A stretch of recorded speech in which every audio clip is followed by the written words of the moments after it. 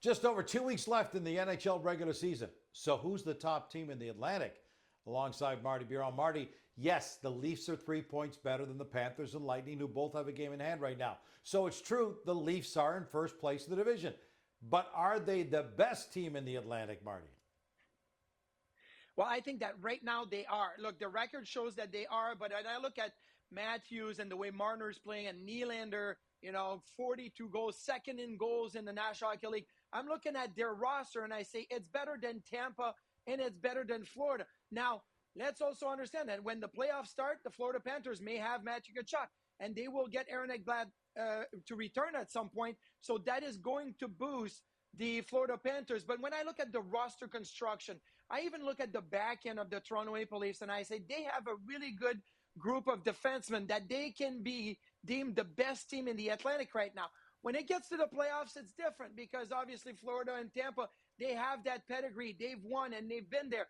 But if you ask me, what is the best roster right now? I'm saying the Toronto Maple Leafs are the best roster, and they will finish first in the Atlantic. But when we get to the playoffs, it's totally different.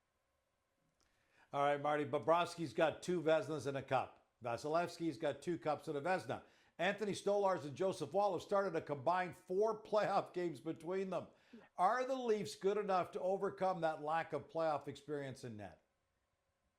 Well, it's interesting because I always felt that the Leafs were playing better defensively this season. When you look at the numbers, both the Tampa Bay Lightning and the Florida Panthers are better defensively than the Leafs. So it's still the offense that is leading the way. And if the Leafs can outscore some of maybe their deficiency when it comes to goaltending, I'm not saying that Stolarz and Woll are not having a really good season, but you are going against the top of the top when you're going against Vasilevsky and Bobrovsky. So I'm going to say that it's not about how good you are defensively, but how can you score? How can you outscore maybe some of the deficiency defensively? And I think that the Leafs are really well set to be able to do that. I know the games are a lot tighter in the playoffs, but Craig Berube has been there. He's won a Stanley Cup, and he knows what button to push when it comes to the right time in the playoffs. So I think that the Leafs are set, and they can handle maybe the lack of experience in the crease by being able to outscore those issues and those problems.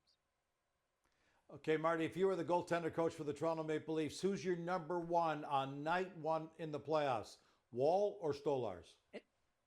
It's Anthony Stolarz. Look, I get that they have been 1A, 1B all season, but I still believe that Anthony Stolarz is the better of the 2 goaltender right now. Now, in a year or 2 from now, Joseph Woll can very well be the number 1 and be on its way to a great career and winning playoff games and everything with the Toronto Maple Leafs. But it's not about 2 or 3 years down the road. It's about now. And I do believe that Anthony Stolarz is the guy that can give that boost in the crease and can definitely be more consistent when it comes to playing in the playoffs. The division could come down to some great head-to-head matchups. The Leafs get the Panthers in 2 of their next 3 games. Then after that, they're in Tampa. So, Marty, a golden opportunity for the Leafs to prove you right.